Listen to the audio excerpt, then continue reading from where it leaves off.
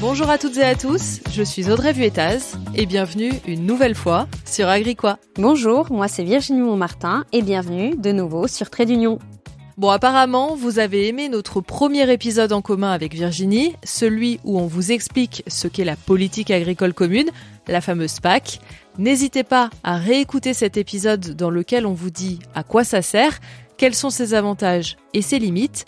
Et puis aujourd'hui, on récidive parce qu'il nous reste en fait beaucoup de choses à dire. Et cette fois, on va vous parler d'environnement. Alors la PAC est-elle devenue verte ? C'est le sujet de l'épisode du jour. Pour rappel, au départ, l'objectif de la PAC, c'était pas vraiment de sauver la planète. Non, c'était plutôt de nourrir les hommes. Comme je l'expliquais dans le dernier épisode, elle a été mise en place après la Seconde Guerre mondiale pour assurer la productivité et donc avoir de quoi manger, mais aussi pour garantir un bon revenu aux agriculteurs, le tout avec des prix raisonnables. Mais entre-temps, la PAC a doucement évolué. Depuis 2003, les aides que perçoivent les agriculteurs sont soumises à conditions. En clair, ils touchent la totalité de l'argent, si et seulement si ils respectent certains critères environnementaux et le bien-être animal. Et t'as un exemple concret à nous donner ? Oui, il faut notamment respecter la directive nitrate. Un engrais formidable pour les agriculteurs, mais c'est aussi un produit à l'origine des pollutions des sols et des eaux. Eh bien, cette directive instaure un seuil limite d'utilisation des nitrates par hectare. Forcément, ça pousse les agriculteurs à modifier leurs pratiques, à utiliser moins de nitrates pour toucher plus d'argent, et parfois, certains vont même jusqu'à diversifier leur culture. Donc on peut dire que la PAC modifie dans un sens la manière de cultiver des agriculteurs pour la rendre un peu plus verte. Mais s'ils le veulent, ils peuvent aussi aller encore plus loin. Des aides environnementales sont disponibles. Dans la PAC 2014-2020, ça s'appelle le paiement vert. Pour avoir le paiement vert, il faut respecter 3 critères. Il y a la diversification des cultures, le maintien des prairies permanentes et le respect des zones d'intérêt écologique. Sur le papier, c'est intéressant pour les agriculteurs de le suivre car ils ont 30% d'aide en plus. Mais en fait, ce verdissement n'a entraîné des changements de pratique que pour seulement 5% des terres agricoles. Pourquoi ? Parce que c'est en fait pas très ambitieux. Là, faut que tu m'expliques. En fait, la diversification, c'est quand tu as plusieurs cultures différentes. Et ici, il devait en avoir seulement 2 ou 3 différentes. En gros, si tu produis un blé et un maïs, tu es déjà dans les clous. Ah ouais, c'est pas très diversifié du coup. Non, pas vraiment. Et c'est un peu la même chose pour les zones d'intérêt écologique. Cela devait représenter 5% de l'exploitation. Or, si tu as des haies, des mares, des arbres, finalement, tu y arrives très vite aussi. Donc en fait, tu les as super facilement, tes 30% de sous en plus. Oui, cela diminue fortement la différence entre la conditionnalité qu'il y a à l'entrée et ce paiement vert qui devait faire avancer sur le sujet environnemental. En 2023, on serre donc un poil la vis. Tout ce qui était demandé dans ce niveau 2 devient obligatoire à respecter pour toucher les aides. Bon, en même temps, comme on l'a dit, tout le monde le faisait déjà à peu près. Mais bon, ça devient obligatoire. Ça s'appelle la conditionnalité. C'est plus strict aussi parce qu'on a un peu plus de mesures, 9 au lieu de 7. Et puis, il y a aussi d'autres changements, Virginie. Et oui, adieu le paiement vert et place à l'éco-régime pour la PAC 2023-2027. Les critères sont choisis par chaque État membre cette fois-ci pour s'adapter aux spécificités locales. En France, il y a 3 voies possibles pour valider l'éco-régime. Dans chacune d'elles, il y a le niveau standard, le niveau 1, et le niveau supérieur, le niveau 2. Il y a la voie de la certification. Donc le niveau 1, c'est quand on est labellisé HVE, haute valeur environnementale, et il y a le niveau 2 qui est donc quand on est en agriculture biologique.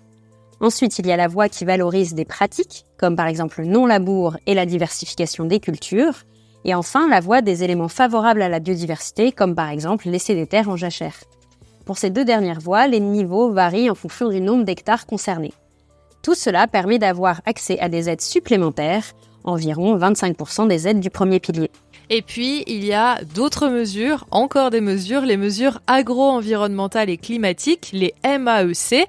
Ça sert en fait à aider financièrement les exploitations qui s'engagent encore plus en faveur de l'écologie, celles par exemple qui se convertissent à l'agriculture biologique, ou alors les exploitations qui font perdurer des techniques de culture ancestrale. Comme elles gagnent moins d'argent, on compense. Ça, c'est sur la base du volontariat et c'est financé par chaque État membre chez lui. Si on résume un peu, il y a des conditions environnementales pour toucher la PAC, il y a un régime spécial pour toucher davantage, et même des mesures spécifiques. Ça semble pas si mal, en théorie.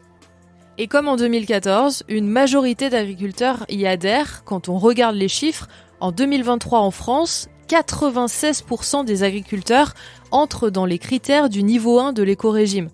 Bon, en même temps, ça se comprend. Les critères ne sont, encore une fois, pas super drastiques. Et c'est peut-être ce qu'on peut critiquer. Ok, tout le monde y adhère, donc c'est une satisfaction, mais en même temps, c'est pas énorme, c'est un peu l'école des fans. Je sais pas si t'es d'accord avec moi, mais moi je me dis qu'il faudrait qu'il y ait peut-être moins de monde qui y adhère, mais avec des critères plus drastiques. En tout cas, certains estiment, et je suis un peu d'accord avec eux, que c'est un peu du greenwashing, ces critères. Alors je suis d'accord avec toi, mais en même temps, cela permet à tous les agriculteurs de se poser des questions sur leur ferme et d'inciter les agriculteurs les plus récalcitrants à agir en faveur de l'environnement. Par contre, je suis d'accord avec toi aussi, on est loin du système parfait. Par exemple, le paiement à l'hectare est maintenu, ce qui incite davantage à des exploitations de grande taille. Et oui, plus l'exploitation sera grosse, plus elle va recevoir des aides PAC. De fait, il y a un verdissement de la PAC, mais sans forcément modifier la stratégie de la PAC au départ. Le budget dédié aux incitations environnementales est relativement faible comparé à celui du soutien aux revenus, comme l'aide à l'hectare justement. Donc, ok, c'est pas lourd côté transition écologique, mais on peut se dire que c'est une pierre à l'édifice. En tout cas, c'est ce qu'estime l'Union européenne qui a inclus cette nouvelle PAC verte, entre guillemets, dans son pacte vert qui doit nous rendre neutres en carbone d'ici 2050.